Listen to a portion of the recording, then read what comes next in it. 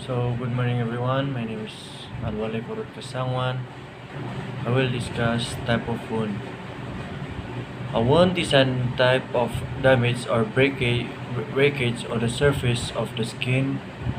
The wound can be due to accident like burns, paper cut, skin tears, or surgical in the underlying disease or some other skin condition that may develop in the wound.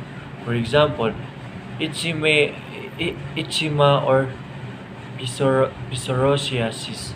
Psoriasis.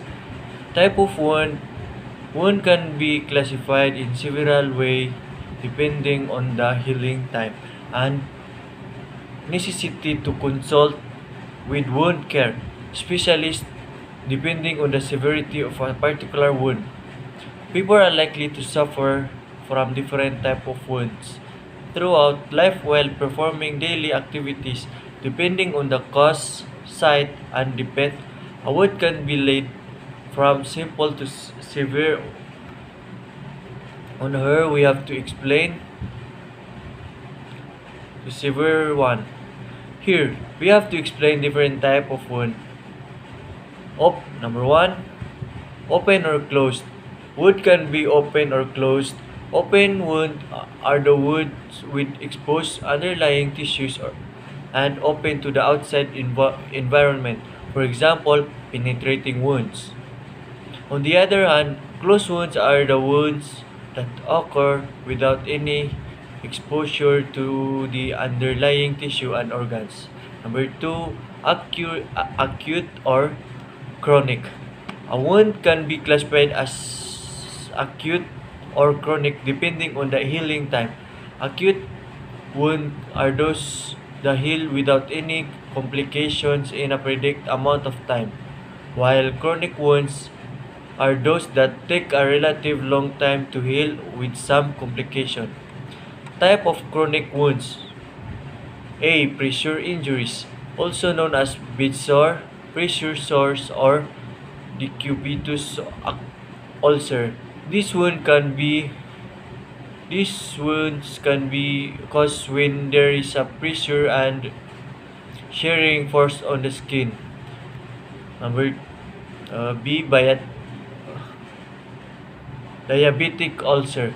These ulcers generally occur on the feet and are result of changes to nerve and circulation in the body caused by diabetes. It is include neuropathic, ischemic, and neuroischemic. Number 3. Clean or containment wound can also be classified on the basic if they are clean or contaminated. Clean wounds are those that do not have any foreign material or debris inside, whereas container wounds or infected wounds are those that might have some dirt, bacteria, or other foreign markets. Number 4, internal or external. External. Wound can be also be internal or external. Internal wound can be due impaired circulation, nervous system function, neuropathy, or medical illness, or decreased supply of blood, oxygen, or other nutrients, while the external wound can be due to an outside force or trauma caused by penetrating object or non-penetrating trauma. Number 5, non-penetrating wounds. These wounds are the result of blunt trauma of friction with other surface. It includes abrasion, lacerations, bruises, concussions. Number 6, penetrating wounds. They are the result of trauma and break through the full thickness of the skin. It includes stab wounds, cuts, surgical wounds. First aid for open wounds. Number 1, control bleeding. Number 2, wash your hand well. Number 3, rinse the wound. Number 4, dry the wound. Number 5, replace any flap if possible. 6, cover the wound. 7, seek help. And 8, manage pain. Type of shock. Number 1. Septic shock result from bacteria multiplying in the blood and releasing toxins. Common causes of this are pneumonia, urinary tract infection, skin infection, intra-abdominal infection such as ruptured appendix and meningitis. Number 2, anaphylactic shock is a type of severe hypersensitivity or allergic reaction. Cause include allergy to insect, sting, medicine, or food. Number 3, cardiogenic shock happen when the heart is damaged and unable to supply sufficient blood to the body. This can be end result of heart attack or congestive heart failure. Hypovolemic shock is caused by severe blood and fluid loss, such as from traumatic bodily injury, which make the heart unable to pump enough blood to the body, or severe anemia, where there is not enough blood to carry oxygen through the body. Number 5, neurogenic shock is caused by spinal cord injury, usually as a result of a traumatic accident or injury. First aid for shock, call 911. Number 1, lay the person down if possible.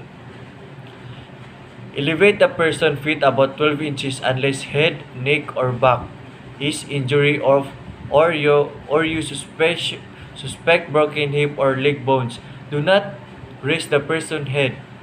Turn the person on side if they are vomiting or bleeding from the mouth. Begin CPR if necessary. Number 2, begin CPR if necessary.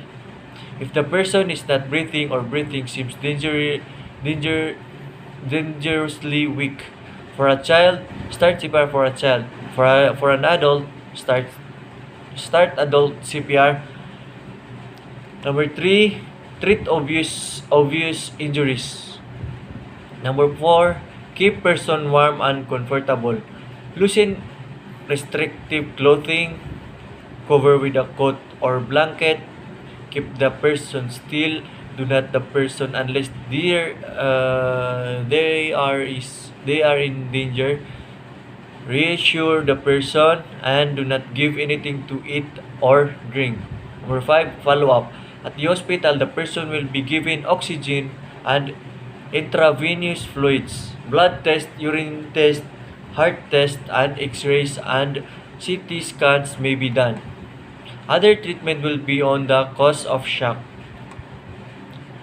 Animal bites. The following type of bites pose the greatest risk of infection and should be promptly evaluated. Dog bites, cat bites, and wild animal bites. If you're bitten, you should immediately visit your doctor. Several reasons. There may be a risk of getting an infection including bacteria and rabies infection. Broken animal teeth embed in your wound. Foreign object embed in your wound also. And possible nerve and blood vessel damage. First aid for snake bites. Call 911 if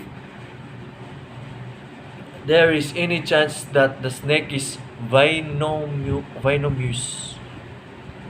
The person has difficult breathing and there is loss of consciousness. If you know the snake is not venomous, treat as a puncture wound. Note.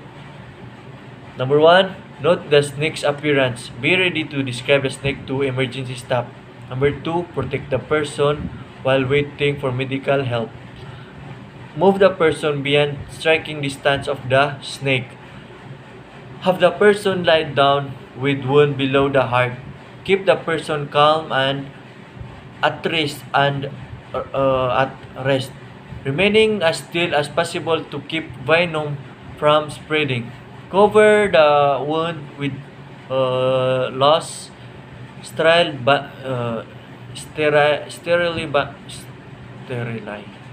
bandage. Remove any jewelry from the area that was bitten. Remove shoes if the leg or foot was bitten. Do not do not cut a bite. Do not cut a bite wound. Do not attempt to suck out venom.